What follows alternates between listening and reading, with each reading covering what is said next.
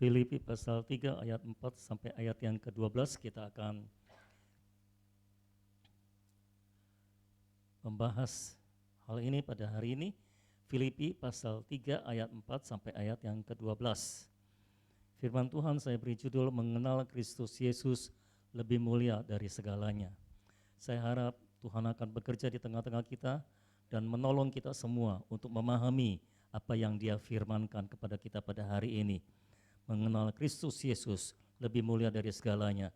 Saya harap ini bukan sekedar menjadi wacana dalam pikiran kita, tapi benar-benar tertanam dalam hati kita dan kita mengerti apa artinya. Filipi pasal 3 ayat 4 sampai ayat 12, mari kita baca bersama-sama. Sekalipun aku juga ada alasan untuk menaruh percaya pada hal-hal lahiriah. Jika ada orang lain menyangka dapat menaruh percaya pada hal-hal lahiriah, aku lebih lagi. Disunat pada hari ke-8 dari bangsa Israel, dari suku Benyamin, orang Ibrani asli, tentang pendirian terhadap hukum Taurat, aku orang Farisi. Tentang kegiatan, aku penganiaya jemaat. Tentang kebenaran dalam mentaati hukum Taurat, aku tidak bercacat. Ini daftar kehebatan Rasul Paulus. Tetapi apa yang dahulu merupakan keuntungan bagiku, sekarang kuanggap rugi karena Kristus. Malahan segala sesuatu kuanggap rugi karena pengenalan akan Kristus Yesus Tuhanku lebih mulia daripada semuanya. Oleh karena Dialah, aku telah melepaskan semuanya itu dan menganggapnya sampah supaya aku memperoleh Kristus. Dan berada di dalam Dia bukan dengan kebenaranku sendiri karena mentaati hukum Taurat, melainkan dengan kebenaran karena kepercayaan kepada Kristus, yaitu kebenaran yang Allah anugerahkan berdasarkan kepercayaan. Yang ku kehendaki ialah mengenal Dia dan kuasa kebangkitannya dan persekutuan dalam penderitaannya, di mana aku menjadi serupa dengan Dia dalam kematiannya, supaya aku akhirnya beroleh kebangkitan dari antara orang mati. Bukan seolah-olah aku telah memperoleh hal ini atau telah sempurna, melainkan aku mengejarnya. Kalau aku dapat juga menangkapnya, karena aku pun telah ditangkap oleh Kristus Yesus. Kita berdoa sebentar untuk firman Tuhan. Bapa, tolong kami untuk memahami firman-Mu dan tolong kami untuk mengenal Yesus Kristus. Curahkan roh hikmat dan pewahyuan-Mu Tuhan untuk kami sungguh-sungguh mengenal Kristus Yesus. Untuk kami memahami seperti apa yang Rasul Paulus pahami, bahwa mengenal Engkau lebih mulia dari segalanya ya Tuhan. Oh Tuhan, runtuhkan Tuhan semua penghalang bagi mata kami untuk melihat Engkau pada hari ini. Dan biarlah Engkau sendiri yang akan berbicara kepada setiap kami. Roh Kudus melayang-layang di atas kami, dan ketika firman-Mu diberitakan sesuatu terjadi di tengah-tengah kami. Urapi hamba-Mu, pakai untuk mengekspresikan Engkau sendiri ya Tuhan. Dan tolong Tuhan untuk menyampaikan berita firman-Mu Tuhan dengan roh hikmat dan pewahyuan yang menyertainya Tuhan. Tolong kami untuk benar-benar mengenal Engkau pada hari ini ya Tuhan. Dan biarlah setiap kami benar-benar akan mengenal Engkau pada hari ini ya Tuhan. Kami mohon pertolongan Tuhan. Kami mohon anugerah Tuhan untuk kami memahami firman Tuhan yang disampaikan pada hari ini. Oh Tuhan, bekerjalah, teguhkan pemberitaan firman-Mu dengan tanda-tanda heran dan mujizat-Mu yang menyertainya ya Tuhan. Biar nama Tuhan dibesarkan, dipermuliakan melalui pemberitaan firman Tuhan pada hari ini. Kami berserah, kami berdoa di dalam nama Tuhan kami, Yesus Kristus yang ajaib dan mulia itu. Dalam nama Yesus kami berdoa, amin. Amin. Saudara-saudara yang dikasihi oleh Tuhan, ini adalah ayat-ayat yang sudah kita kenal dengan baik. Khususnya pada ayat 10, yang ku kehendaki adalah mengenal Dia dan mengenal kuasa kebangkitannya. Tetapi kalau saudara perhatikan dalam ayat yang ke-10 ketika Rasul Paulus berkata, yang ku kehendaki adalah mengenal Dia. Nah ini mengenal Dia yang dikehendaki oleh Rasul Paulus bukan sekedar menjadi tujuan sela atau menjadi sarana untuk mencapai tujuan yang lainnya. Tapi justru Rasul Paulus memakai mengenal Yesus itu menjadi tujuannya saudara-saudara. Karena dia berkata, yang ku kehendaki adalah mengenal dia. Apakah Rasul Paulus tidak punya keinginan yang lainnya? Saya yakin punya. Nggak mungkinlah manusia cuma punya satu keinginan ya saudara. Tetapi di antara keinginan-keinginan yang ada dalam diri Rasul Paulus, maka keinginan untuk mengenal Yesus itu telah berubah menjadi tujuan hidupnya. Yang ku kehendaki adalah mengenal dia dan kuasa kebangkitannya.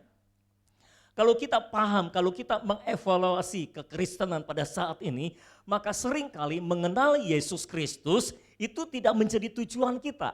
Itu cuma menjadi tujuan sela. Tujuan apa namanya? Tujuan apa namanya ya? Apa itu namanya? Sudahlah, lupa saya namanya. Pokoknya mengenal Yesus Kristus itu tidak menjadi sekedar sarana buat Rasul Paulus untuk mencapai tujuan yang lainnya. Nah seringkali kita orang Kristen kita berkata kita harus mengenal Tuhan supaya, nah begitu saudara maksudnya. Supaya kita berbahagia, supaya kita diberkati, supaya kita disembuhkan. Nah tujuan jembatan gitu, itu seperti menjadi jembatan. Nah bagi Rasul Paulus tidak seperti itu saudara. Bagi Rasul Paulus mengenal Yesus itu tujuannya, bukan sarana untuk mencapai tujuan. Di balik mengenal Yesus dia tidak punya tujuan yang lainnya lagi. Dia tidak berkata, aku ingin mengenal Yesus supaya aku masuk surga. Aku ingin mengenal Yesus supaya aku berbahagia. Aku ingin mengenal Yesus supaya keluargaku harmonis. Aku ingin mengenal Yesus supaya aku disembuhkan. Aku mengenal Yesus supaya aku diselamatkan. Supaya aku diberkati. Enggak gitu maksudnya. Tetapi itu menjadi tujuan dari Rasul Paulus. Mengenal Yesus bagi Rasul Paulus adalah sebuah tujuan. Bukan sarana untuk mencapai tujuan seperti yang selama ini kita lakukan.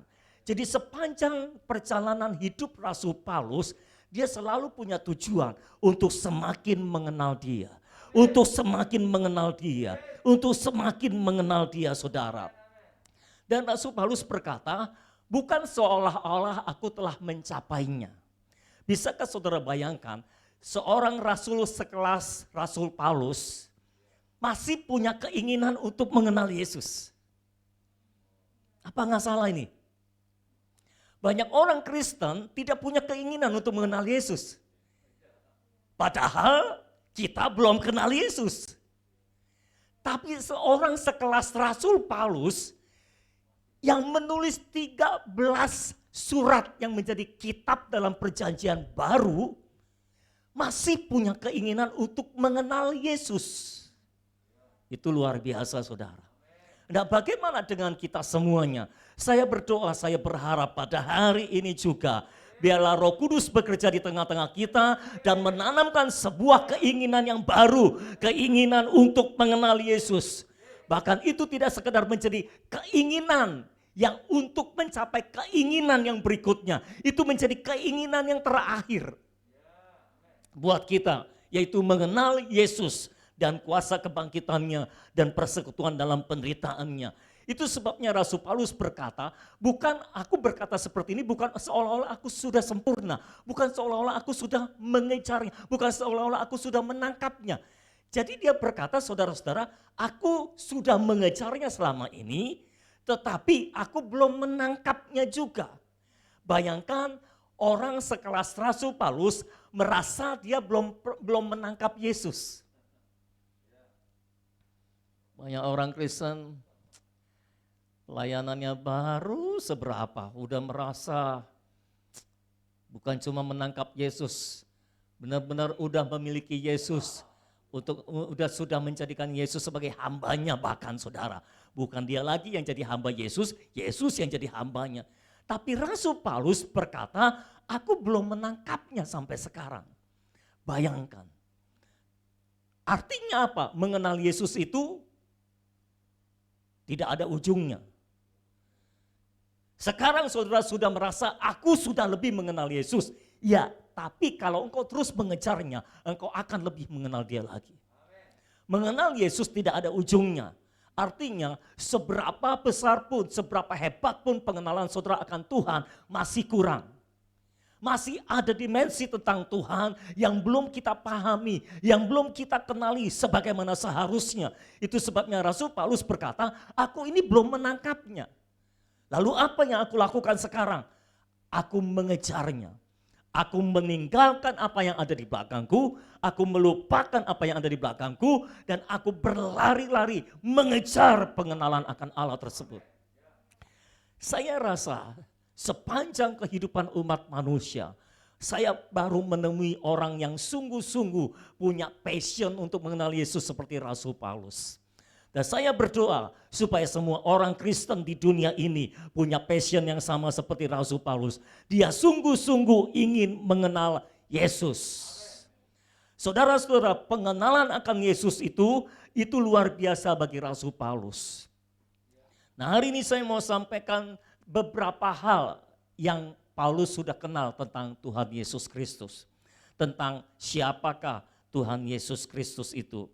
Yang pertama, saudara boleh catat, bagi Rasul Paulus, Yesus tidak bisa dibandingkan dengan apapun dan siapapun. Karena dia lebih mulia dari segalanya. Inilah yang Yesus yang Rasul Paulus kenal. Yesus tidak bisa dibandingkan dengan apapun dan siapapun. Karena dia lebih mulia dari segalanya.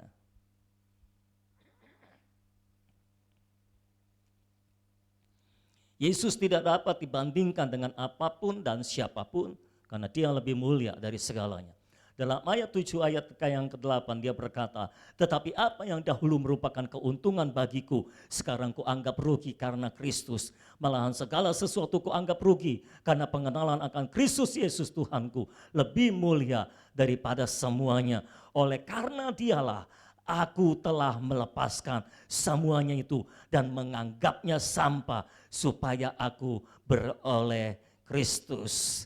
Karenamu ku rela lepaskan semuanya demi aku beroleh Kristus. Itu lagu yang tadi kita nyanyikan, saudara-saudara. Dan saudara-saudara dikasih oleh Tuhan, Rasul Paulus itu punya latar belakang yang hebat kalau saudara tahu. Ini Rasul Paulus bukan orang abal-abal, bukan orang bukan orang yang payah. Rasul Paulus punya latar belakang yang hebat.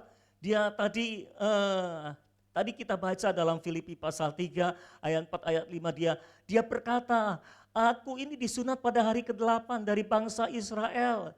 Jadi ini dia bangsa Israel sendiri, dari suku Benyamin, orang Ibrani asli. Bagi orang agama Yahudi, ini latar belakang yang hebat. Disunat pada hari ke-8. Oke.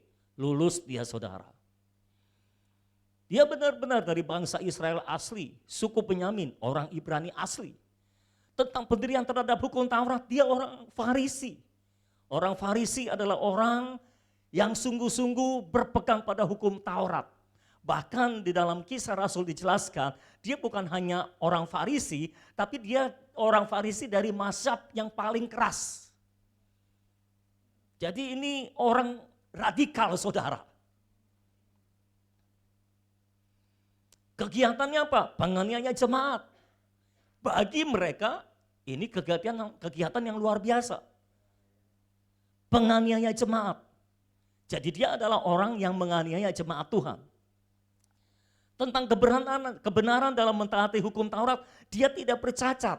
Jarang ada orang yang tidak bercacat dalam mentaati hukum Taurat, tapi dia tidak bercacat. Dan sekarang dia menerima, dia ada di tangannya surat dari Mahkamah Agama untuk menganiaya jemaat secara legal, secara sah. Bayangkan penganiayaan disahkan. Lalu dia terkenal sebagai seorang murid dari Gamaliel, guru besar pada waktu itu. Jadi latar belakang Paulus itu luar biasa saudara. Tetapi Rasul Paulus berkata, apa yang dulu aku anggap untung, semua itu keuntungan. Dia lahir dari orang Israel, keuntungan bagi dia. Dia sudah disunat oleh orang tuanya pada hari ke-8, itu keuntungan bagi dia. Dia lahir dari mazhab orang Farisi yang paling keras, itu keuntungan bagi dia, itu membuka jalan buat dia untuk melaksanakan kegiatannya yang sekarang menganiaya jemaat. Semua latar belakangnya oke. Bagi orang Yahudi ini orang latar belakangnya oke. Wah, kalau istilah sekarang, Rasul Paulus itu mungkin keturunan Nabi begitu saudara. Cucu Nabi. Itu bukan latar belakang yang main-main saudara. Dia sangat dihargai dalam kalangan agama Yahudi. Dan itu luar biasa buat dia. Tapi dia berkata, apa yang dulu kuanggap keuntungan, sekarang rugi. Artinya gini saudara, yang dulu dia anggap begitu berharga, tapi ketika dia ketemu yang aslinya, dibandingkan yang dulu berharga dengan Yesus, kok ini nggak ada apa-apanya ya? Dulu ini luar biasa, tapi ketika dia ketemu Yesus, dibandingkan dengan Yesus, kok ini nggak ada apa-apanya ya? Kemuliaannya blur semua. Itu sama seperti dulu saudara pakai BB, BlackBerry. Oh, sebelum BlackBerry pakai handphone biasa ya. Apa? Ya, Nokia sejuta umat lah ya. Saya pernah pakai itu. Tapi muncul BB, ini nggak berharga. Ya, nggak dicari orang lagi. Semua BB-an, gitu kan. Rasanya pada waktu itu kalau belum punya BB, kurang BB deh. kurang mantap lah rasanya saudara. Muncul Android, BB nggak berharga lagi. Ya, masih ada yang punya BB? Nggak ada ya? Masih ada yang pakai BB? Rasanya zaman ini udah nggak ada yang pakai BB. Kenapa? Ada Android yang lebih berharga ketika dibandingkan dengan BB. BB jadi nggak ada harganya. Dulu orang pakai mesin ketik. Wah, pokoknya kalau nilai mengetiknya itu hebat, masuklah minimal jadi pegawai kelurahan. Ya, jago ngetik itu kan ada nilainya. Terus terang saya kurang jago ngetik. Dulu pelajaran ngetiknya kurang jago belajarnya. Oh, bisa ngetik cepet. Ngetiknya 10 jari, bukan 2 jari. Bukan cuma 10 jari. Ngetiknya bisa tanpa melihat. Tersusun rapi semua tanpa salah. Wah, itu luar biasa. Dulu orang kalau bisa ngetik itu luar biasa. Muncul komputer. Mesin ketik nggak ada harganya lagi. Nggak ada yang pakai mesin ketik. Masih ada yang pakai mesin ketik di rumah? Masih ya? Masih pakai mesin ketik sekarang? Ada tapi tidak dipakai kan? Kadang-kadang masih pakai mesin ketik. Oh, masih ada orang jadul rupanya. Tapi apakah mesin ketik dianggap berharga sekarang? Tidak. Karena dibandingkan dengan yang lebih berharga. Nah, apapun yang saudara rasa berharga banget, tapi ketika saudara bandingkan dengan Yesus, saudara ketemu Yesus, saudara bandingkan, ini jadi nggak berharga banget saudara. Apa yang saudara paling hargai di dunia ini? Pendidikankah? Kekayaankah? Prestasikah? Apalagi? Sukseskah? Tapi ketika saudara ketemu Yesus, saudara bandingkan, nggak ada harganya lagi. Itulah yang dialami oleh Rasul Paulus. Itu dulu berharga banget buat dia, dia bangga banget jadi orang Yahudi, jadi pemegang surat mahkamah agama, dan jadi muridnya Gamaliel. Itu berharga banget buat dia. Itu kebanggaan buat dia. Tapi dia bersaksi setelah dia ketemu Yesus, semuanya jadi nggak berharga. Karena dia mendapatkan sesuatu yang jauh lebih mulia, jauh lebih berharga. Itu sama seperti Yesus berkata dalam Matius pasal 13 ayat 44 sampai 46, itu perumpamaan tentang kerajaan sorga, ayat 44 sampai 46 berkata gini, hal kerajaan sorga itu seumpama harta yang terpendam di ladang, yang ditemukan orang lalu dipendamkannya lagi. Oleh sebab sukacitanya pergilah ia menjual seluruh miliknya lalu membeli ladang itu. Demikian pula hal kerajaan sorga itu seumpama seorang pedagang yang mencari mutiara yang indah. Setelah ditemukannya mutiara yang sangat berharga, ia pun pergi menjual seluruh miliknya lalu membeli mutiara itu. Jadi hal kerajaan sorga itu, saudara-saudara, kemuliaannya tidak bisa dibandingkan dengan apapun yang saudara miliki.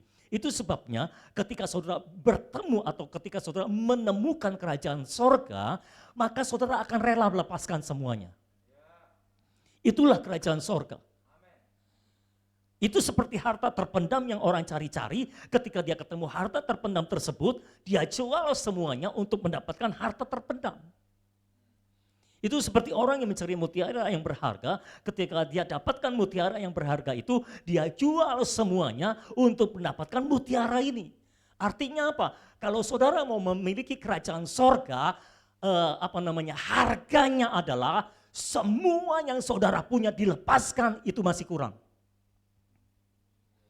Itu sebabnya Yesus berkata, tetapi carilah dahulu kerajaan Allah dan kebenarannya.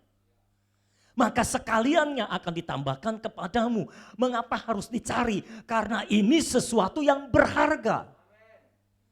Mengapa banyak orang tidak mencari kerajaan sorga atau mencari Yesus? Karena mereka tidak paham bahwa ini adalah sesuatu yang berharga.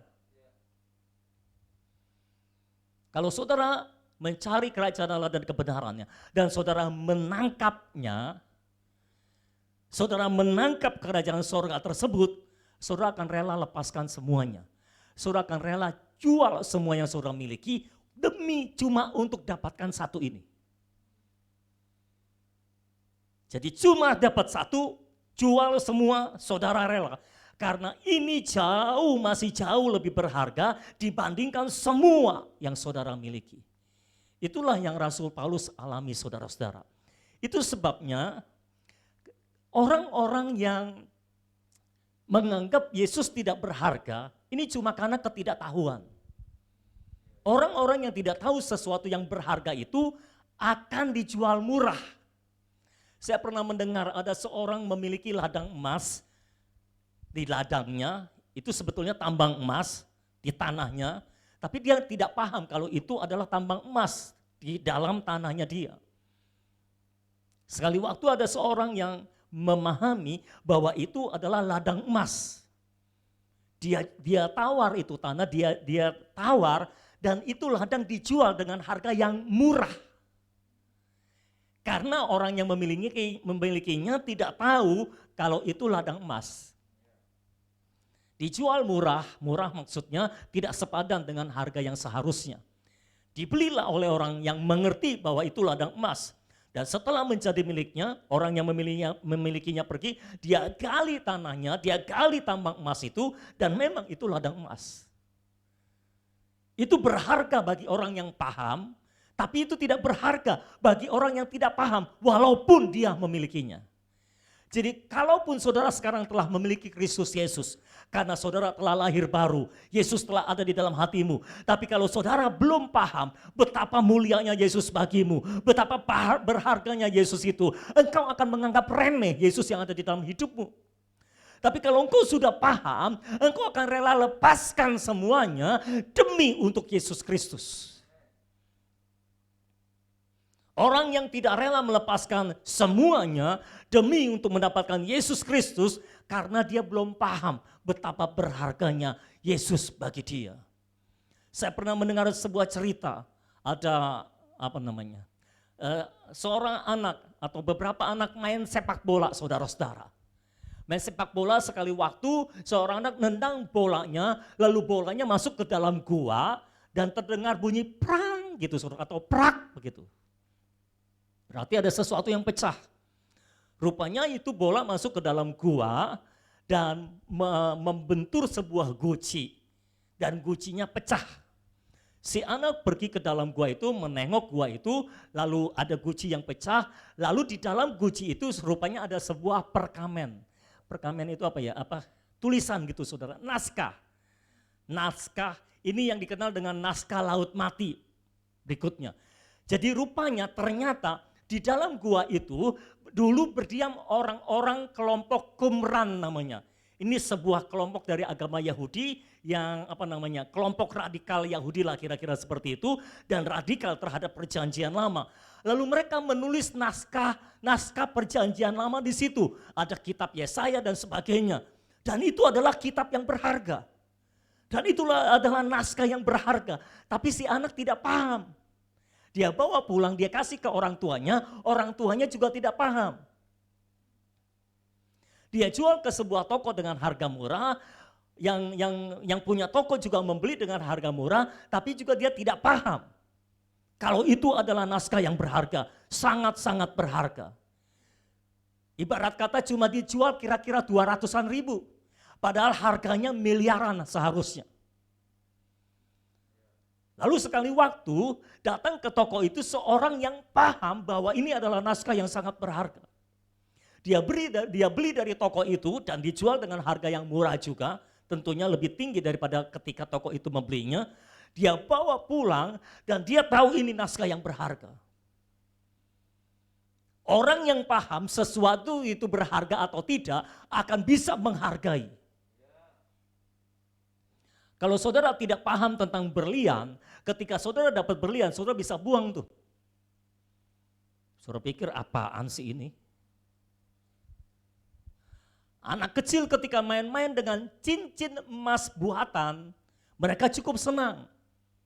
Ketika dikasih cincin emas yang asli, mereka menolaknya. Karena mereka tidak paham. Tapi orang dewasa sudah paham tentang emas. Ketika lihat emas asli, nafsu. Langsung mau. Ketika dikasih cincin emas buatan, dia nggak mau. Karena dia paham. Banyak orang tidak bisa menghargai Yesus sebagaimana seharusnya karena mereka tidak paham. Banyak orang Kristen tidak bisa menghargai Yesus sebagaimana seharusnya karena mereka belum paham.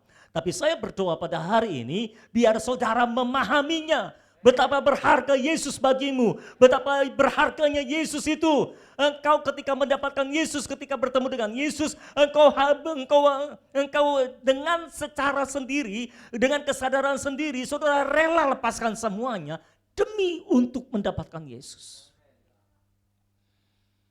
Pertanyaan saya adalah, apa yang telah engkau lepaskan untuk mendapatkan Yesus? Saya telah melepaskan pekerjaan saya demi memenuhi panggilan Yesus. Saya melepaskan masa depan saya demi Kristus Yesus. Apa yang telah engkau lepaskan untuk Yesus Kristus? Kalau engkau tidak rela melepaskan apapun demi Yesus Kristus, itu cuma menunjukkan engkau belum paham bahwa Yesus itu lebih mulia dari apapun dan siapapun. Orang yang paham betapa berharganya Yesus, betapa mulianya Yesus, dia akan rela tinggalkan segalanya. Dia akan rela tinggalkan keluarganya bahkan untuk pergi ke satu tempat yang dia tidak kenal. Abraham rela meninggalkan sanak saudaranya demi Allah untuk pergi ke tempat yang dia belum tuju. Mengapa? Dia tahu betapa berharganya Tuhan itu. Saya berdoa pada hari ini, biarlah semua saudara paham betapa berharganya Tuhan bagimu. Betapa berharganya Yesus bagimu. Bagi Rasul Paulus, Yesus lebih mulia dari segalanya. Tidak ada yang bisa dibandingkan dengan Yesus, apapun dan siapapun. Tidak ada yang bisa dibandingkan dengan Yesus. Amin, saudara-saudara. Yang kedua, Yesus yang Rasul Paulus kenal adalah Yesus yang adalah sang kebenaran. Bagi Rasul Paulus, Yesus adalah sang kebenaran. Bagi Rasul Paulus, Yesus adalah sang kebenaran.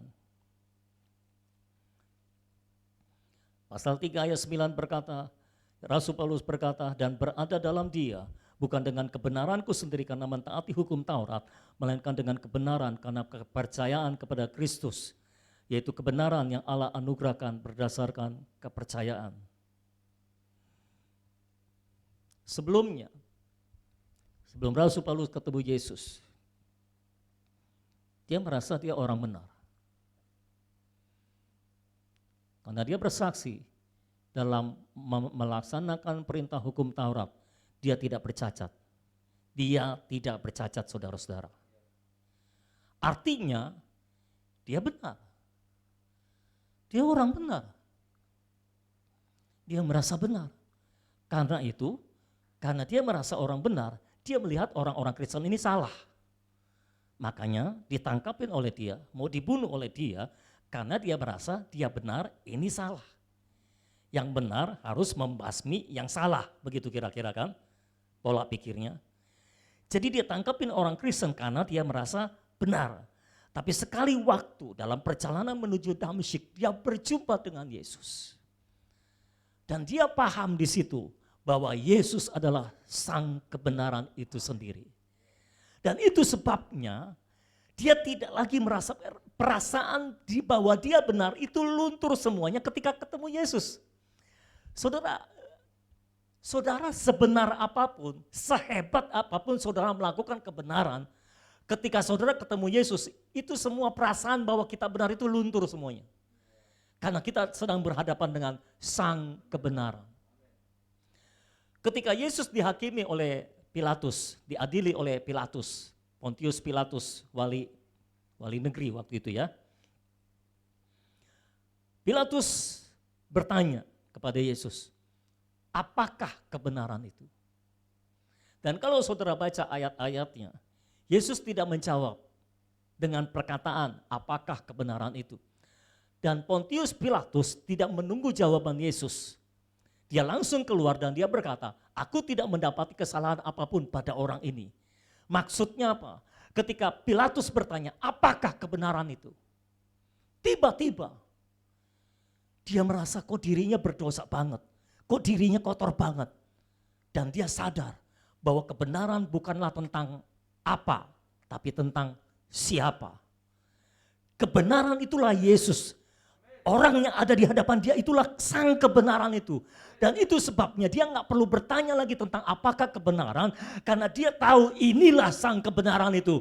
Makanya dia langsung keluar dan berkata kepada orang-orang Yahudi, inilah sang kebenaran. Aku tidak mendapati kesalahan apapun padanya, terserah padamu. Aku lepas tangan, aku cuci tangan, aku tidak ikut-ikut. Karena dia tahu inilah sang kebenaran. Yang dihakimi bukan karena kesalahannya. Makanya dia cuci tangan, dia lepas tangan, dia nggak mau ikut-ikut. Apalagi istrinya dapat mimpi katanya. Lalu istrinya kirim pesan kepada Pilatus supaya jangan ikut-ikut urusan orang itu. Itu orang benar. Jadi Pilatus paham bahwa Yesuslah sang kebenaran itu. Itu sebabnya dia tidak lanjut bertanya tentang apakah kebenaran itu. Kebenaran bukanlah tentang apa yang kita lakukan. Kebenaran adalah tentang siapa yang kita sembah, saudara-saudara.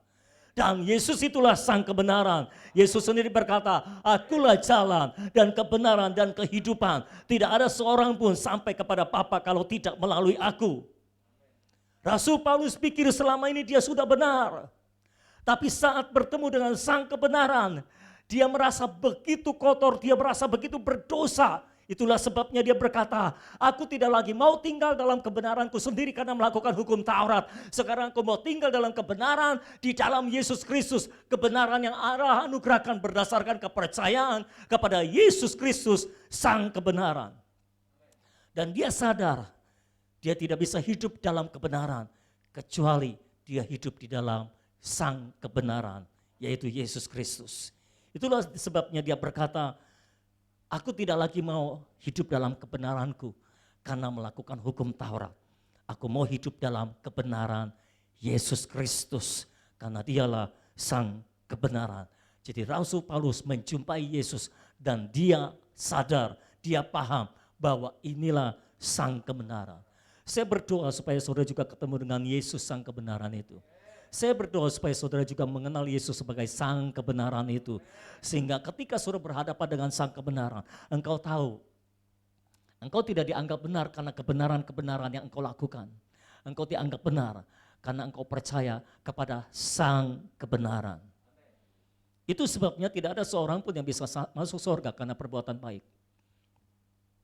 Karena semua perbuatan baik kita di luar Yesus tidak dianggap. Tapi semua perbuatan baik kita di dalam Yesus kita lakukan karena kita ada dalam kebenaran. Makanya kita melakukan kebenaran. Bukan karena kehebatan kita karena melakukan hukum Taurat, bukan karena kehebatan kita karena melakukan firman Tuhan, tapi karena ada Yesus sang kebenaran di dalam diri kita, itu sebabnya hati kita condong pada kebenaran. Kita tidak mau melakukan apa yang tidak benar karena sang kebenaran ada dalam kehidupan kita. Amin, saudara. Yang ketiga, Yesus adalah Tuhan.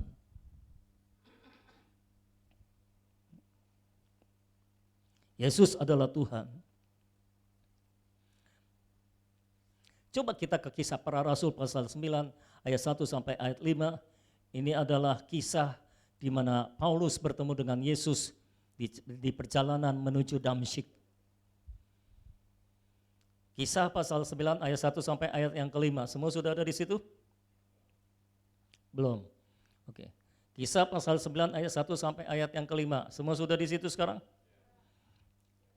Baca. Sementara itu berkobar-kobar hati Saulus untuk mengancam dan membunuh murid-murid Tuhan. Ia menghadap imam besar dan meminta surat kuasa daripadanya untuk dibawa kepada majelis Yahudi di Damsyik, supaya jika ia menemukan laki-laki atau perempuan yang mengikuti jalan Tuhan, ia menangkap mereka dan membawa mereka ke Yerusalem. Dalam perjalanannya ke Damsyik, ketika ia sudah dekat kota itu, tiba-tiba cahaya memancar dari langit mengelilingi dia. Ia rebah ke tanah dan kedengaranlah olehnya suatu suara yang berkata kepadanya, "Saulus, Saulus, mengapakah engkau menganiaya aku?" Jawab Saulus, "Siapakah engkau Tuhan?" Katanya, "Akulah Yesus yang kau aniaya itu." Nah, saudara-saudara yang kasih oleh Tuhan, Rasul Paulus sebelumnya tidak mengenal Yesus sebagai Tuhan. Dia punya Tuhannya sendiri, dia menyembah Tuhannya sendiri. Dan dia sedang mengabdi kepada Tuhannya. Dan dalam pengabdiannya kepada Tuhannya, ia meminta surat kuasa dari imam besar untuk bisa secara sah mengambil orang-orang yang mengikuti jalan Tuhan atau orang Kristen pada waktu itu, saudara-saudara. Siapa saja yang dia temui di jalan, dia berhak untuk mengambilnya dan membawanya ke Yerusalem untuk disiksa, untuk dianiaya. Dia punya surat kuasa itu. Tapi dalam perjalanannya ke Damsyik, jadi belum sempat masuk ke Damsyik, tiba-tiba ada cahaya memancar dari langit mengelilingi dia. Lalu ia rebah ke tanah dan kedengaranlah olehnya suatu suara. Tuhan berkata, "Saulus, Saulus, mengapa engkau menganiaya aku?" Saulus bingung. Dia tanya, "Tuhan, siapakah engkau Tuhan?" Jadi artinya saudara, Rasul Paulus tahu dan sadar, paham bahwa yang menampakkan diri kepadanya adalah Tuhan. Betul? Makanya dia tanya, "Siapakah engkau Tuhan?" Karena dia sadar ini Tuhan, dia tahu persis ini Tuhan. Tapi mengapa Tuhan kok nanyanya sama dia, "Mengapa engkau menganiaya aku?" Tuhan, kenapa engkau tanya aku menganiaya kamu? Bagaimana caranya aku menganiaya kamu? Aku tidak menganiaya Tuhan. Apakah Tuhan tidak tahu aku sedang mengabdi kepada Tuhan? Tuhan tahu kan aku sudah punya surat kuasa dari imam besar untuk menganiaya orang-orang Kristen itu, pengikut Yesus itu, karena mereka berada di jalan yang bertentangan dengan Tuhan. Makanya aku datang ke Damsyik untuk mengambil mereka, menangkapi mereka. Aku bukan sedang menganiaya Tuhan, aku sedang mengabdi kepada Tuhan. Aku bahkan rela hidup untuk membunuhi orang.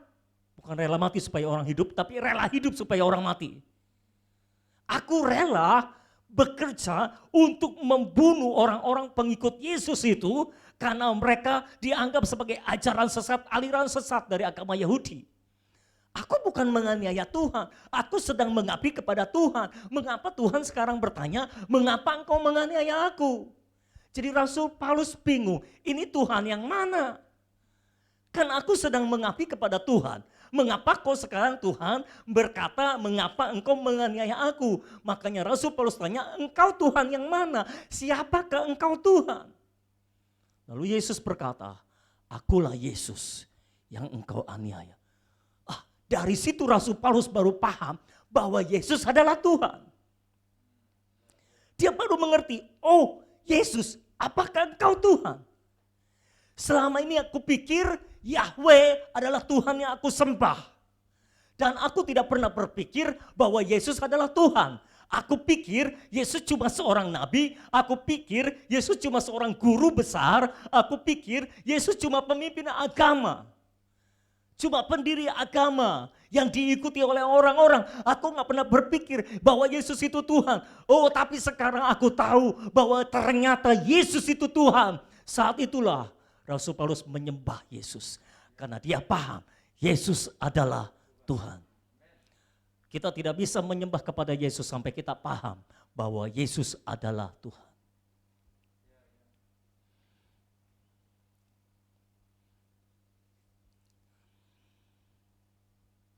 Rasul Paulus baru paham bahwa Yesus bukan sekedar nabi, bahwa Yesus bukan sekedar guru, Yesus bukan sekedar pemimpin agama, pendiri agama. Tapi dia adalah Tuhan, Tuhan yang layak disembah, Tuhan yang layak diikuti, Tuhan yang kepadanya kita layak mengabdi. Bahkan jika kita harus meninggalkan segala milik kita, dia layak karena dia Tuhan.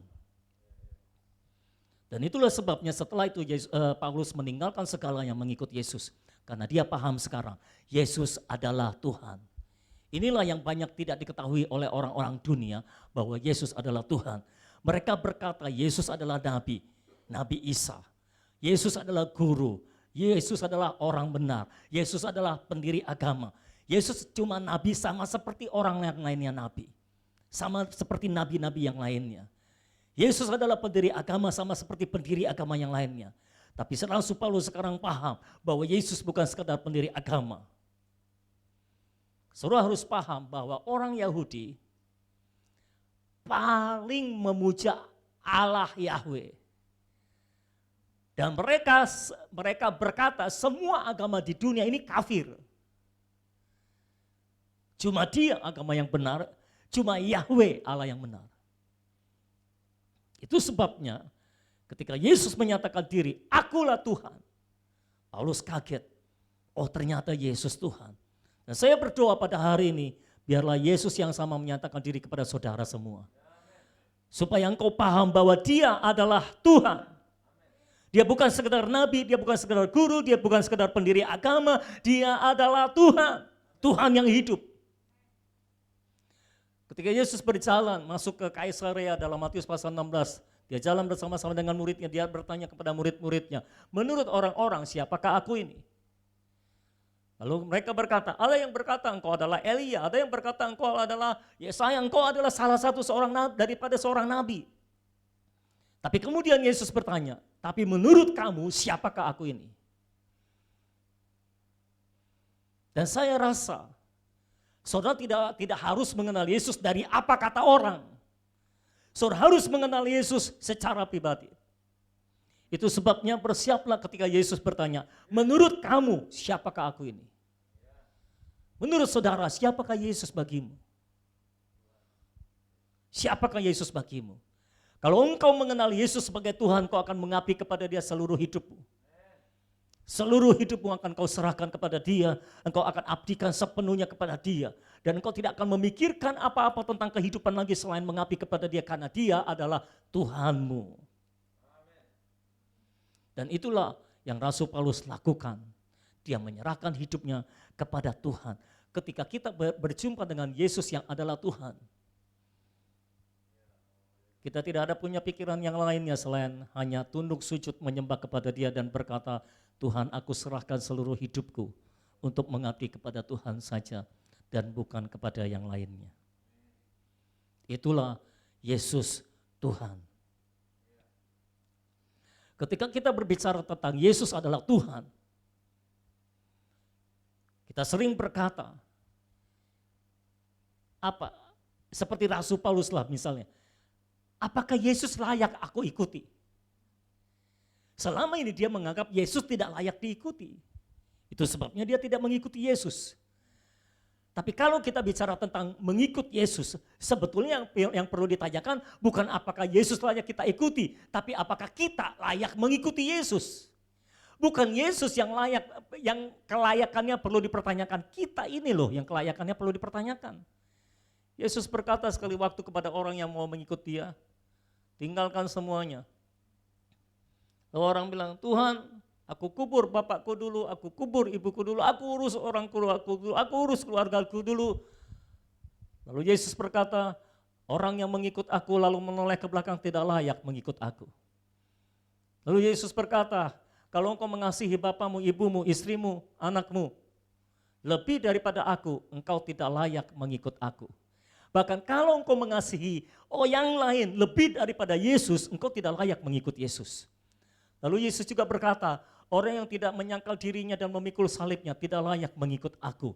Kalau engkau tidak menyangkal dirimu dan memikul salibmu, engkau tidak layak mengikut Yesus.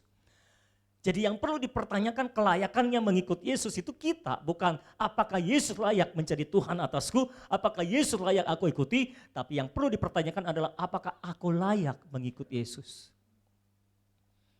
Apakah aku telah mengasihi Yesus lebih daripada segalanya? Apakah aku telah menyangkal diri dan memikul salibku? Apakah aku terus maju mengikut Yesus tanpa menoleh ke belakang? Kalau semua itu sudah aku lakukan, baru aku layak mengikut Yesus. Biarlah Roh Kudus menolong kita untuk memahami dan mengenali bahwa Yesus adalah Tuhan. Saya tahu kita semua sering berkata bahwa Yesus adalah Tuhan. Saya tahu kita nyanyilah itu juga. Aku ikut Yesus, juru selamatku, dialah Tuhanku. Saya tahu kita mengakui dia sebagai Tuhan. Tapi pertanyaan yang saya mau sampaikan adalah siapa Yesus menurut saudara? Apakah dia benar-benar telah menjadi Tuhanmu? Apakah engkau benar-benar telah sujud di bawah kakinya dan menyerahkan seluruh hidupmu kepada dia? Kalau dia memang adalah Tuhanmu, engkau akan rela menyerahkan seluruh hidupmu untuk mengikuti dia saja. Engkau akan rela menyangkal dirimu dan memikul salibmu setiap hari demi mengikut Yesus. Yesus adalah Tuhan. Itulah yang Rasul Paulus kenal. Yang keempat, Yesus adalah Allah yang transenden dan imanen. Yesus adalah Allah yang transenden dan imanen.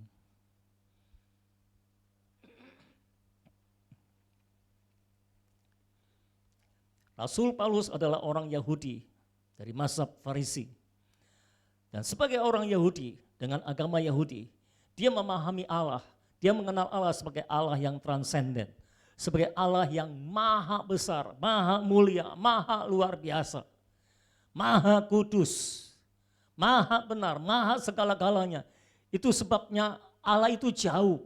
Aku di sini, Allah di sana. Aku ini cuma ciptaan, tapi Allah adalah pencipta. Sehingga ciptaan dan pencipta nggak pernah bisa menyatu, nggak pernah bisa jadi dekat. Allah itu jauh, Allah itu transenden sifatnya. Allah itu serba maha, dia maha benar, dia maha kudus, dia maha tinggi, dia maha luar biasa. Tidak tercapai olehku. Tapi ketika Yesus menyatakan diri kepada Paulus, Yesus bertanya kepada Paulus, mengapa engkau menganiaya aku? Rasul Paulus berkata, Tuhan siapa engkau? Aku tidak menganiaya Tuhan. Lalu Yesus berkata, akulah Yesus yang engkau aniaya. Loh, kok aku menganiaya Yesus? Aku kan menganiaya gereja. Ya, kalau engkau menganiaya gereja, engkau menganiaya aku karena gereja adalah tubuhku, akulah kepalanya. Di situ dia menyadari Yesus itu adalah Allah yang bukan sekedar transenden tapi juga imanen. Dia Allah yang bersama-sama dengan umatnya. Dia Allah yang menyatakan diri dengan umatnya, yang bersama-sama dengan umatnya, bahkan yang menyatu dengan umatnya. Itu sebabnya Allah yang transenden itu sekarang mendekati Rasul Paulus sebagai Allah yang imanen juga, sehingga Paulus mengenal Allah bukan lagi sebagai Allah yang transenden saja, tetapi sebagai Allah yang imanen. Yesus adalah Allah, bukan hanya dia di sorga, tapi juga dia ada di dalam kita. Dia adalah Allah yang maha besar, yang maha mulia, yang maha luar biasa, yang maha kudus, yang maha benar, yang maha tinggi, yang maha segala-galanya. Tapi dia juga adalah Allah Immanuel, Allah yang ada dekat dengan kita, bersama dengan kita, bahkan menyatu dengan kita. Itulah Yesus. Yesus sebagai Allah, Yesus tidak memisahkan diri dengan umatnya. Dia berkata, akulah kepala engkau tubuh. Gereja adalah tubuh Kristus. Kalau orang menganiaya gereja artinya menganiaya Yesus kepalanya. Kalau orang menyentuh gereja artinya menyentuh Yesus kepalanya. Saudara tidak bisa menyentuh salah satu anggota tubuh saya, lalu seluruh tubuh saya nggak berasa.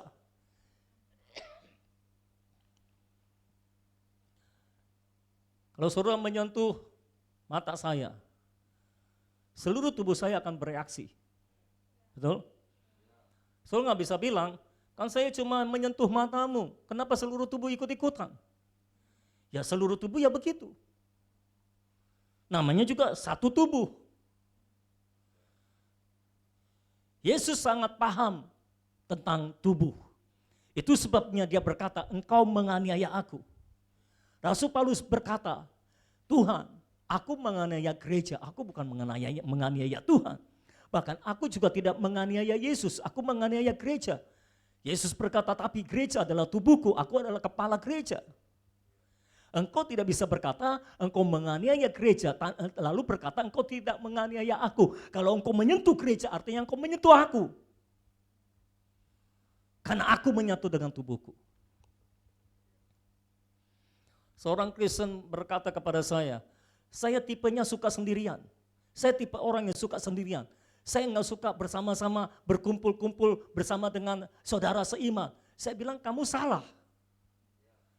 Gereja itu tubuh Kristus, kamu nggak bisa melepaskan diri dari anggota tubuh yang lainnya. Iya, tapi kan saya sukanya sendirian. Ya nggak bisa. Dengar ya saudara, saya ulangi sekali lagi, saya sudah ulang-ulang sebetulnya. Saudara tidak akan bisa bertumbuh sebagai orang Kristen sendirian. Tidak ada satu anggota tubuh yang bisa bertumbuh sendirian. Lepas daripada tubuh. Tidak terikat dengan anggota tubuh yang lainnya. Kalau tangan saya lepas dari tubuh saya, tidak menempel dengan anggota tubuh yang lainnya, tangan saya bukannya bertumbuh, mati. Kita adalah anggota tubuh. Dan sebagai anggota tubuh, kita tidak bisa terlepas dari keseluruhan tubuh. Betul?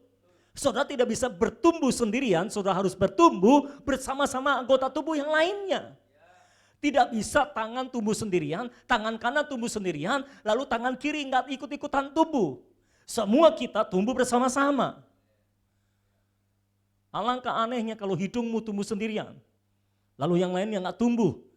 Jadi hidungmu panjang sendirian kayak hidung Pinocchio kalau sedang berbohong. Kita tidak bisa seperti itu. Ya terus gimana dong? Saya bilang, kamu tahu nggak? Kamu dilahirkan oleh orang tua kamu itu satu tubuh. Siapa di sini yang dilahirkan ketika dilahirkan oleh orang tuanya kepalanya aja? Apakah satu tubuh? Semua lahir dengan satu tubuh? Betul. Semua lahir dengan satu tubuh? Yang di rumah semua lahir dengan satu tubuh? Iya, betul. Kalau seandainya tanganmu berkata, aku nggak mau ikut-ikutan tubuh, aku mau sendirian. Orang tuamu nangis tahu. Ini tangan siapa yang melahirkan ini? Perasaan aku lahirkan satu tubuh. Saya beritahu saudara, gereja dilahirkan dengan satu tubuh. Gereja dilahirkan dalam satu tubuh. Sama seperti engkau dilahirkan oleh orang tuamu satu tubuh. Jangan mau jalan sendiri.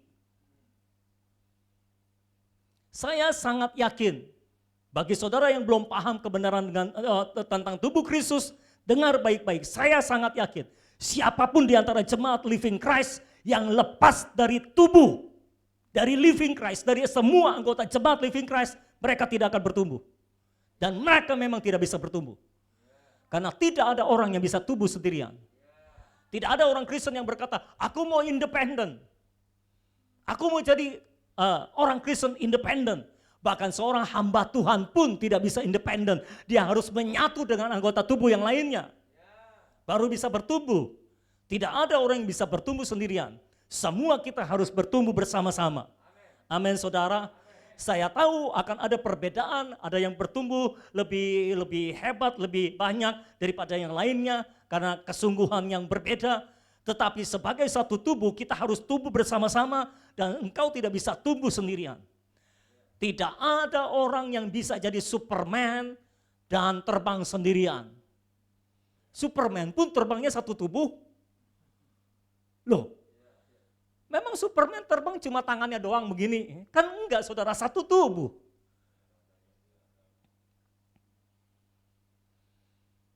Memang Superman terbang cuma sayapnya doang? Satu tubuh.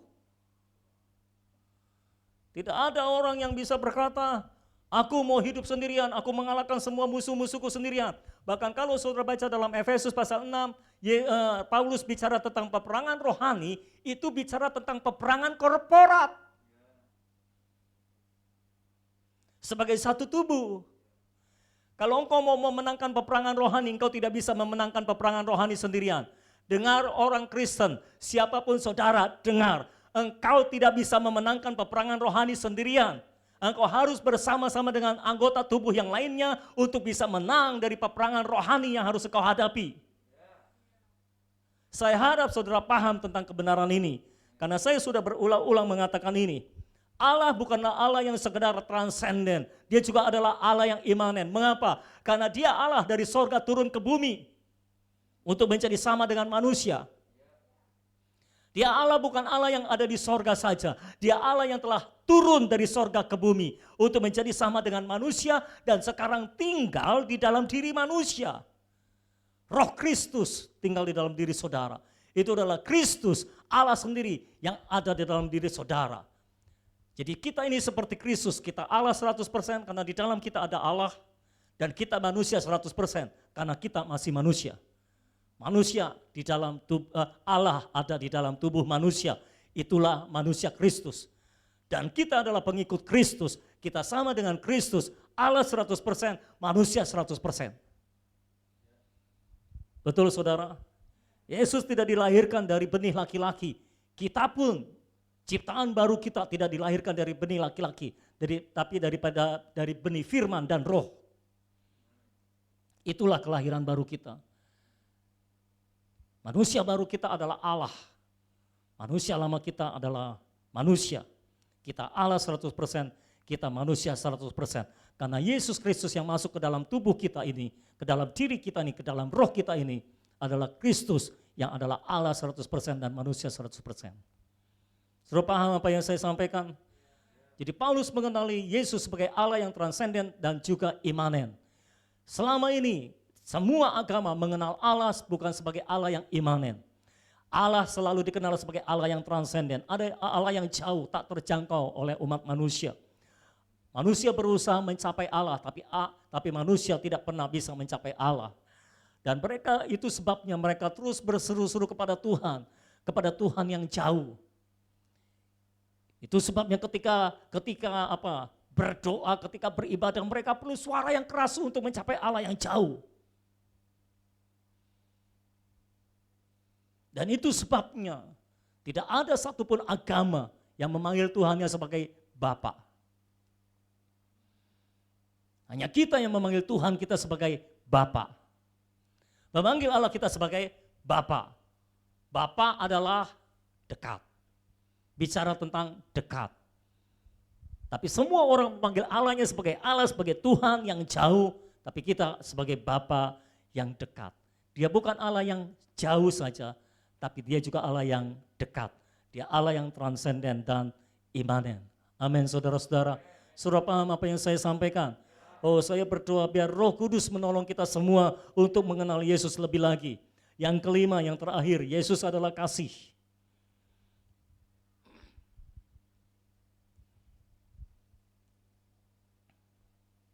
Yesus adalah kasih.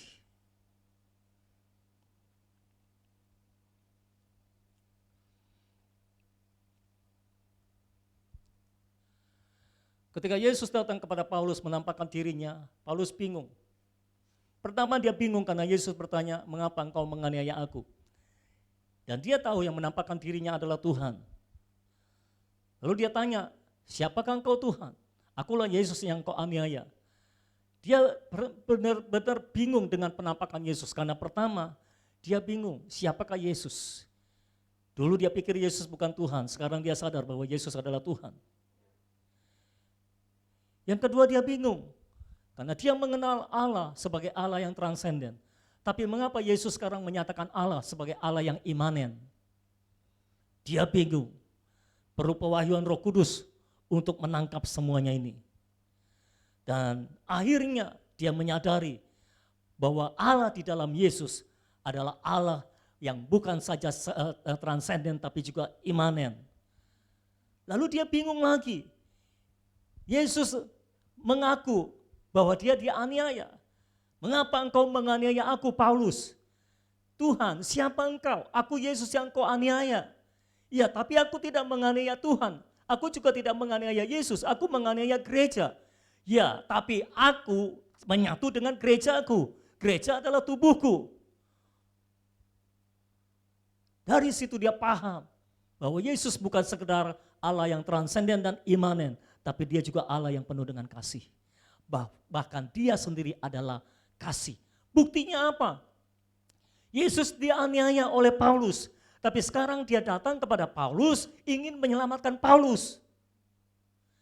Bagaimana mungkin orang yang aku aniaya, Tuhan yang aku aniaya, sekarang datang untuk menyelamatkan aku, untuk membuka mataku, untuk menghidupkan aku. Selama ini Rasul Paulus berusaha mematikan orang lain demi ia dapat hidup. Dia berusaha mematikan agama lain demi agamanya bisa hidup. Namun yang Yesus lakukan adalah terbalik. Yesus justru dia mati demi orang lain bisa hidup. Apa ini? Itulah kasih. Betapa kasihnya Yesus dan betapa jahatnya dirinya. Ketika engkau bertemu dengan Allah yang adalah kasih, engkau akan segera tahu betapa jahatnya dirimu. Betapa egoisnya dirimu.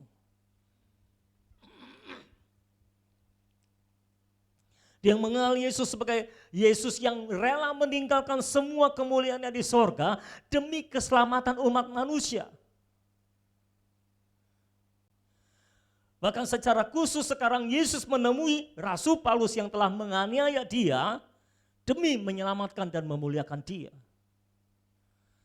Betapa kasihnya Yesus dan betapa berdosanya dia. Ketika dia berhadapan dengan sang kasih itu, Yesus adalah kasih itu, dia mulai menyadari tidak selayaknya aku hidup untuk mematikan orang lain. Aku penuh dengan dosa, aku penuh dengan kekotoran, aku penuh dengan kejahatan. Itu sebabnya aku hidup untuk mematikan orang lain. Namun Yesus, dia rela mati demi menghidupkan orang lain. Dan itulah sebabnya setelah Paulus ketemu dengan Yesus, Paulus tinggalkan semua, Paulus lepaskan semua. Dia menganggap itu sebagai sampah yang dia rela buang dengan mudahnya. Dia tidak bergumul untuk membuang semuanya, karena ketika dia ketemu Yesus, dia telah menganggap semuanya sebagai sampah yang bisa dibuang kapan saja, yang bahkan mau secepat-cepatnya dibuang. Dia buang begitu saja tanpa susah payah, tanpa bergumul. Hari ini ada banyak orang yang bergumul untuk menyerahkan sesuatu kepada Yesus karena mereka tidak mengenal Yesus. Kalau engkau mengenal Yesus, engkau tidak akan pernah bergumul untuk meninggalkan segalanya demi Yesus. Kalau engkau mengenal Yesus, engkau tidak akan bergumul untuk melepaskan bahkan semua harta milikmu, bahkan seluruh keluargamu demi Yesus. Karena engkau mengenal Yesus. Ada banyak kesalahkaprahan dalam gereja karena gereja belum mengenal Yesus. Ada banyak hal-hal yang seharusnya tidak terjadi dalam gereja karena gereja belum mengenal Yesus. Ada begitu banyak jemaat yang kedagingan, yang selfish, yang penuh dengan keakuan. Karena mereka belum mengenal Yesus. Yesus rela tinggalkan sorga mulia demi menyelamatkan seluruh umat manusia. Dan itu sebabnya setelah mengenal Yesus, Paulus rela tinggalkan semuanya itu. Dulu dia hidup demi mematikan orang lain. Tapi sekarang dia rela mati demi semua orang bisa hidup. Mengapa? Dia mencontoh Tuhannya Yesus Kristus. Paulus mendapati inilah Tuhan yang benar, inilah Tuhan yang luar biasa, inilah Tuhan yang penuh kasih, inilah Tuhan yang perlu aku contoh kehidupannya. Itu sebabnya Setelah bertemu dengan Yesus, setelah berjumpa dengan Yesus, Paulus tinggalkan semuanya itu demi menyelesaikan tugas dari Yesus. Makanya kemana-mana juga Paulus selalu bangga mengakui, aku adalah hamba Kristus Yesus. Kalau dia mengirim surat, dia selalu menulis suratnya dan salam pembukaannya adalah dari aku, Paulus, hamba Kristus Yesus. Mengapa dia bangga menjadi hamba Kristus Yesus? Hari ini seharusnya orang Kristen bangga menjadi hamba Kristus Yesus. Seharusnya itulah predikat yang kau tonjolkan kemana-mana. Aku hamba Kristus Yesus. Amin saudara-saudara. Engkau kasih salam pembukaan, aku hamba Kristus Yesus. Engkau cerita tentang dirimu kepada siapapun juga, aku hamba Kristus Yesus. Paulus bangga jadi hamba Kristus Yesus. Saat ini banyak orang malu mengakui Yesus di depan orang lain. Tapi Paulus tidak, dia mengakui bahwa dia adalah hamba Kristus Yesus. Maksudnya apa? Dia cuma hamba yang harus mengerjakan apa yang dia kerjakan. Dia harus mengerjakan apa yang dipercayakan oleh Tuhannya. Itu sebabnya setelah bertemu dengan Yesus tanpa ba, tanpa bu, memang dia sempat ke Arab beberapa waktu lamanya untuk memperdalam pengenalannya akan Yesus Kristus. Tapi selebihnya daripada itu, dia mempersembahkan hidupnya untuk menyelesaikan tugas Yesus Kristus, untuk menyelesaikan amanat agung Tuhan Yesus Kristus. Selebihnya daripada hidupnya Paulus, dia rela mati demi menghidupkan orang lain. Dia menjadi Saulus, dia tidak lagi menjadi Saulus. Dia benar-benar menjadi Paulus. Dia menjadi orang yang berbeda sama sekali. Kalau dulu dia menjadi orang yang begitu ganas, begitu jahat. Dia rela mematikan orang lain demi dia hidup. Tapi sekarang dia menjadi Paulus yang penuh dengan cinta kasih. Yang penuh dengan kasih ilahi. Yang penuh dengan kasih Kristus.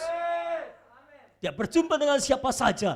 Dia mengaku sebagai hamba Kristus Yesus. Dia memberitakan Injil kepada orang-orang itu. Supaya orang-orang itu diselamatkan. Supaya orang-orang itu masuk ke dalam sorga. Paulus menyadari betapa berharganya jiwa manusia bagi Kristus. Itu sebabnya Yesus Kristus rela mati. Rela turun meninggalkan sorga mulia. Meninggalkan semua kemuliaan yang di sorga. Dia rela turun jadi manusia. Demi menyelamatkan umat manusia. Betapa berharganya jiwa manusia bagi Yesus Kristus. Itu sebabnya dia rela mati di kayu salib. Apakah ada jaminan semua orang akan menerima penebusan oleh darah Yesus? Tidak. Yohanes pasal 1 berkata, dia datang kepada milik kepunyaannya, tapi milik kepunyaannya menolak dia. Tidak ada jaminan Yesus mati dan semua orang menerima kematian Yesus. Tidak ada jaminan semua orang menerima penebusan oleh darah Yesus. Tapi sekalipun tidak ada jaminan untuk diterima, Yesus tetap mati di kayu salib. Mengapa? Betapa berharganya jiwa manusia bagi Yesus Kristus. Itu sebabnya Alkitab berkata, satu jiwa diselamatkan, seisi sorga bersorak-sorai. Mengapa satu jiwa diselamatkan, seisi sorga bersorak-sorai? Karena bagi sorga, harga satu jiwa itu berharga. Itu sebabnya Rasul Paulus tinggalkan semua. Dan Rasul Paulus berkata, aku rela menjadi apapun, aku rela menjadi siapapun, aku rela menjadi apapun. Bagi orang yang lemah, aku menjadi orang lemah. Bagi orang Yahudi, aku menjadi orang Yahudi. Bagi orang Yunani, aku menjadi orang Yunani. Bagi orang terpelajar, aku menjadi orang terpelajar. Bagi siapapun, aku rela menjadi siapapun. Supaya satu jiwa, minimal satu jiwa diselamatkan. Tahukah saudara, ketika engkau memenangkan satu jiwa, engkau telah mengosongkan neraka satu, berkurang satu lagi penghuninya. Dan engkau telah membuat satu sorga bersorak-sorai. Setiap kali engkau memenangkan satu jiwa bagi kerajaan sorga, seisi sorga bersorak-sorai. Mengapa? Itu sebuah kemenangan. Kalau ada satu orang menerima salib Kristus, kalau ada satu orang menerima pengorbanan Kristus, itu kesukaan bagi sorga. Roma pasal 5 berkata, Yesus sudah mati bagi kita ketika kita masih berdosa. Artinya nggak ada jaminan untuk diterima kematiannya. Yesus sudah mati bagi kita ketika kita masih lemah. Yesus sudah mendahului semuanya demi kita bisa hidup. Akhirnya setelah Rasul Paulus mengenal Yesus, maka dia memiliki hatinya Yesus. Dia tidak lagi hidup untuk bikin mati orang lain. Sekarang dia hidup untuk menghidupkan orang lain. Alkitab berkata, Yesus menjadi roh yang menghidupkan.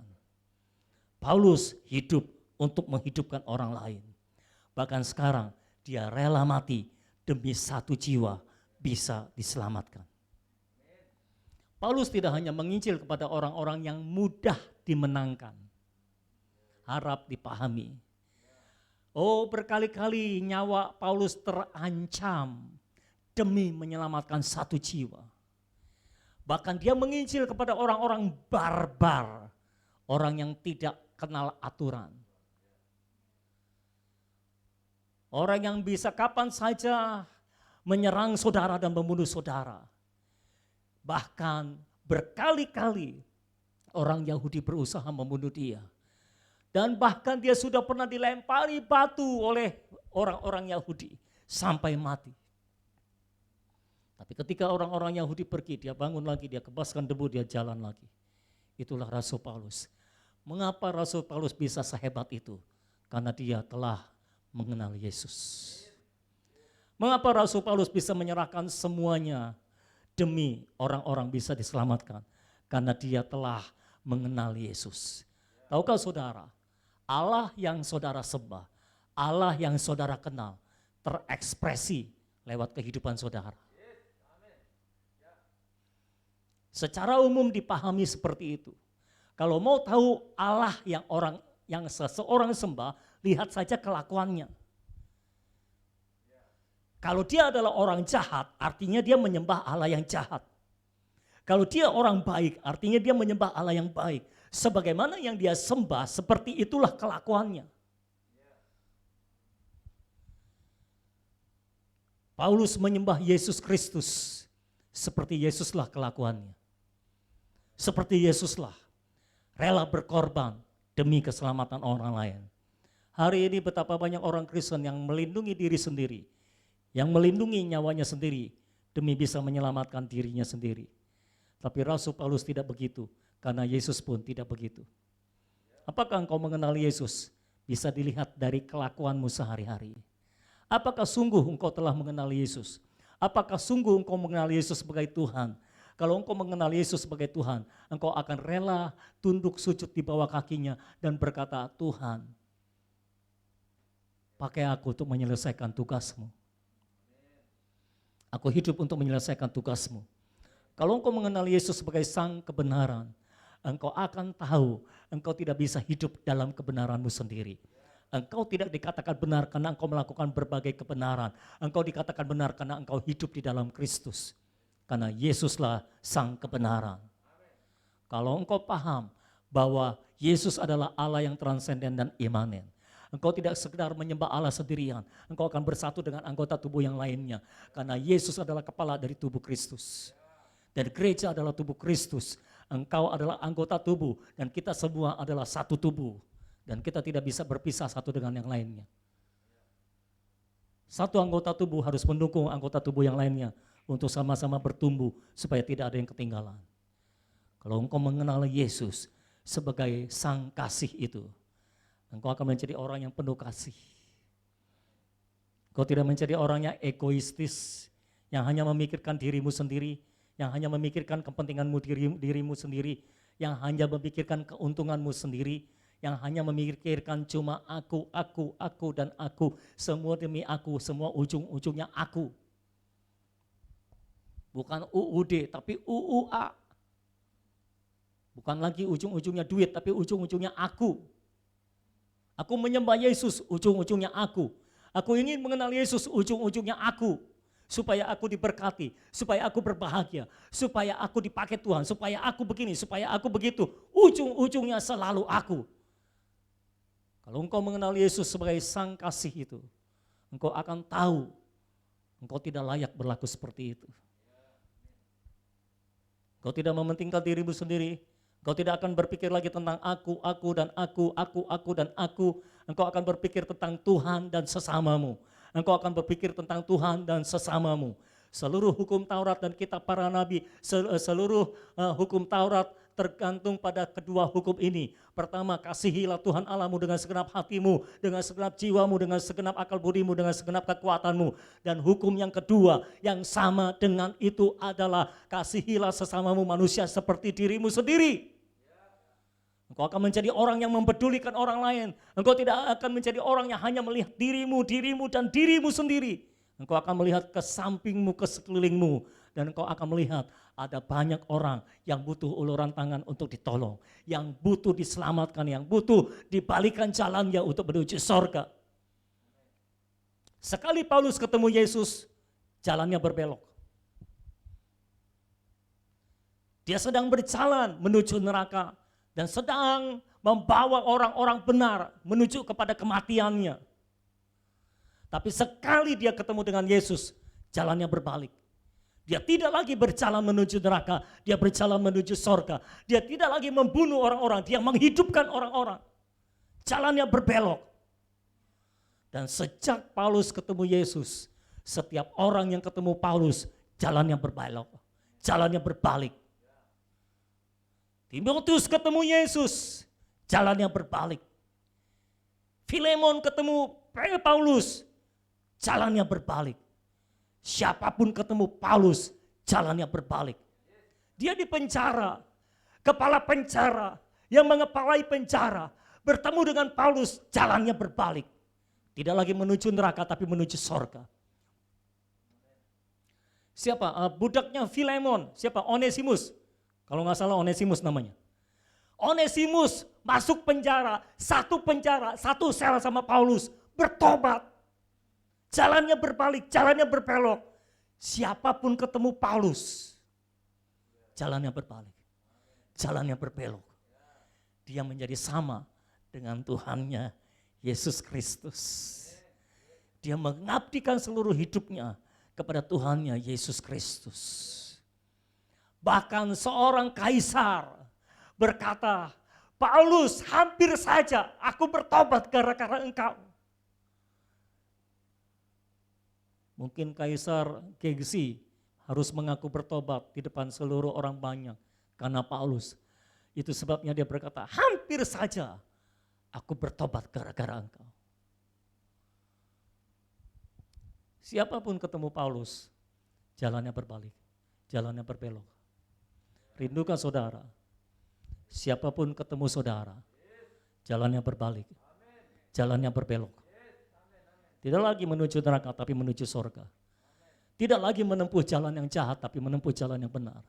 Tidak lagi membunuhi orang-orang demi dia bisa hidup. Tapi justru dia rela mati demi orang-orang bisa hidup. Biar Tuhan menolong kita semuanya. Sehingga kita betul-betul mengenal Yesus Kristus. Sudah lama sekali, sejak awal-awal Tuhan berikan kesempatan untuk saya menciptakan lagu-lagu rohani. Sudah lama saya mau cipta lagu dari Filipi pasal 3. Nggak ketemu-ketemu, nggak sampai-sampai saudara. Kata-katanya begitu susah untuk diatur menjadi sebuah lagu. Karena ketika kita masukkan kata-kata ke dalam sebuah frame lagu, nggak bisa seperti biasanya. Nggak bisa. Kayak misalnya tadi lagu I have decided to follow Jesus. No turning back, no turning back. Kan nggak bisa kita nyanyi, aku telah memutuskan untuk ikut Yesus, nggak balik lagi, kan nggak bisa saudara. Makanya dibikin ku tak ingkar gitu kan, supaya masuk ke lagunya. Kadang-kadang kata-katanya kedengaran nggak enak, tapi masuk ke lagunya. Kayak tadi yang terjemahan, dunia di belakang, salib di depan, nggak enak banget dengernya saudara. Tapi demi masuk ke lagunya. Tapi puji Tuhan, beberapa waktu yang lalu Tuhan memberikan anugerah untuk saya menciptakan lagu itu. Itu lagu yang pertama kita nyanyikan tadi. Haleluya. Mari tim musik.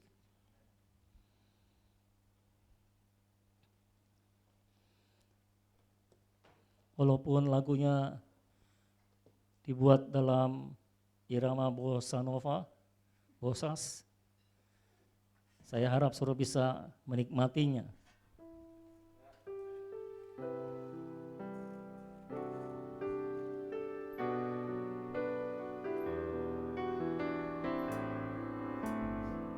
Yuk kita bangkit bersama-sama. Mengenalmu Yesus terlebih mulia dari semua sukses dunia.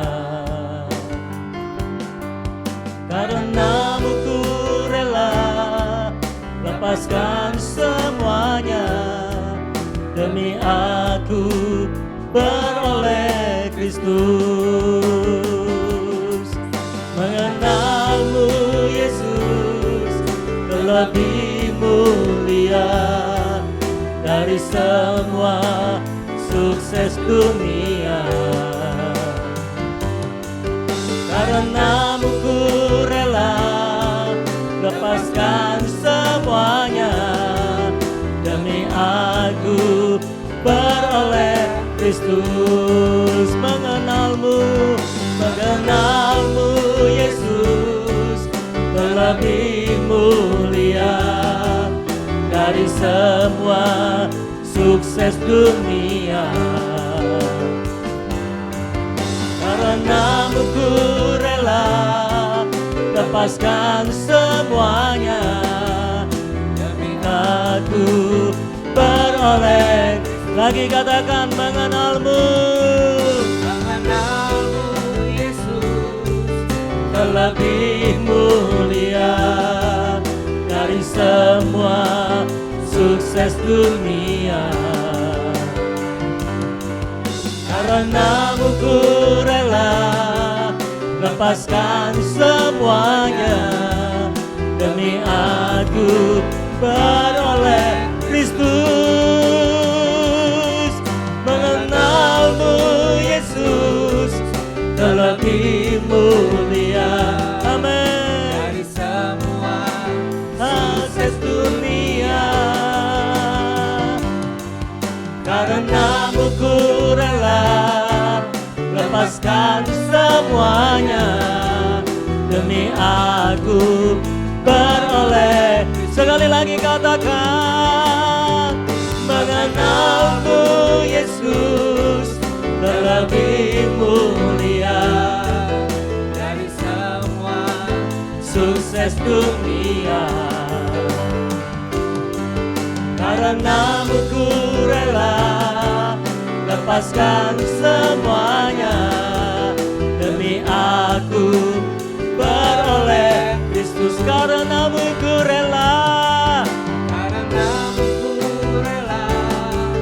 lepaskan semuanya demi aku beroleh. Lagi sekali katakan karenamu ku rela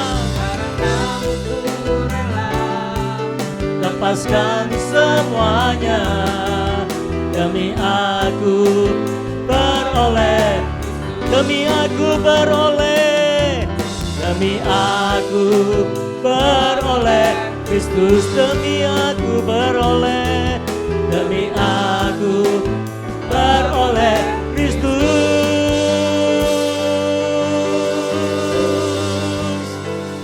Angkat tanganmu. Shanda karala mama maya sheke pada lama nukur lama lama hoso ke pelaria kana lama sender. Ura lama bapaya sheke pada lama nukur dere pelo hoso ke dere balakraka. Uta kru malina hason dere lama dala bukan dari benala sandaka. Karena dalam bodoner lali de husu to dere menakraka tar lama soto tar lama nakraka. Ira lama mama moson ni lama nahasa tekrana lama shandaka. Yata drama dalam site dalam kerangka dalam kerangka dalam shanda. Apa kami berdoa di dalam nama Yesus? Sejak hari ini Tuhan, nyatakan dirimu kepada setiap kami. Biar kami mengenal Engkau seperti Rasul Paulus mengenal Engkau Tuhan. Kami akan mengejarnya, sampai kami beroleh Kristus. Kami rela melepaskan semuanya Tuhan, demi kami bisa beroleh Kristus. Kami berdoa biar Engkau menolong kami. Kami ingin Yesus, kami ingin mengenal Yesus. Biarlah kami berkata seperti Rasul Paulus berkata, yang ku kehendaki adalah mengenal Yesus Kristus. Mengenal kuasa kebangkitannya, bersekutu dalam penderitaannya, supaya kami mengalami kebangkitan seperti Kristus Yesus. Tuhan tolong kami, meteraikan firman-Mu dalam hidup kami. Dan biarlah Roh Kudus terus bekerja dalam hidup kami, sehingga firman Tuhan terus terngiang-ngiang dalam hati dan hidup kami. Kami mohon Kau sendiri akan bekerja di tengah-tengah kami. Engkau sendiri yang meneguhkan berita firman-Mu dengan tanda-tanda heran dan ajaib Tuhan. Kami berdoa bagi semua jemaat-Mu Tuhan yang sedang mengalami sakit penyakit. Biarlah Engkau sendiri yang menjamah tubuh mereka Tuhan. Di dalam nama Yesus Kristus, semua tubuh-tubuh yang sedang sakit, dari jemaat Living Christ, dari semua yang mengikuti live streaming ini, kami berdoa di dalam nama Yesus, semua sakit penyakit pergi dari tubuh umat Tuhan. Dalam nama Yesus, semua sakit penyakit kami perintahkan pergi dalam nama Yesus. Sembuhlah dari sakitmu di dalam nama Yesus. Sembuh sempurna di dalam nama Yesus Kristus. Oh Tuhan, tolong kami semua untuk lebih mengenal Engkau lebih lagi dalam kehidupan kami. Meteraikan firman-Mu, meteraikan anugerah-Mu, meteraikan pemahaman kami dalam mengenal Engkau ya Tuhan. Biar kami semakin rendah hati untuk mengenal Tuhan. Kami semakin rendah hati untuk belajar dari orang lain demi mengenal Engkau. Terima kasih Tuhan. Terus meteraikan Roh-Mu dalam hidup kami. Meteraikan pengurapan. Meteraikan anugerah-Mu dalam hidup kami. Biar kami hidup sama seperti Kristus hidup. Karena kelakuan kami sehari-hari mencerminkan Allah yang kami sembah, Allah yang kami kenal. Tolong kami untuk mengekspresikan Yesus Kristus setiap hari dalam hidup kami. Tolong kami untuk menyangkal diri dan memikul salib setiap hari, supaya kami layak mengikut Tuhan. Dan tolong kami untuk mencari kerajaan Allah dan kebenarannya terus menerus, sampai kami beroleh kerajaan-Mu dan beroleh Kristus Yesus Sang Raja. Terima kasih Tuhan, meteraikan firman-Mu semuanya. Kami berdoa di dalam satu nama, nama yang besar dan ajaib, nama Yesus Kristus. Terima kasih Tuhan. Dalam nama Yesus Kristus kami berdoa, dan semua kita yang sudah mendengar firman Tuhan-Nya, mari kita semua berkata amin. Haleluya. Puji Tuhan. Biarlah Tuhan memberkati saudara semua, dan pengenalan kita akan Kristus lebih bertambah lagi. Amin. Selamat siang semuanya.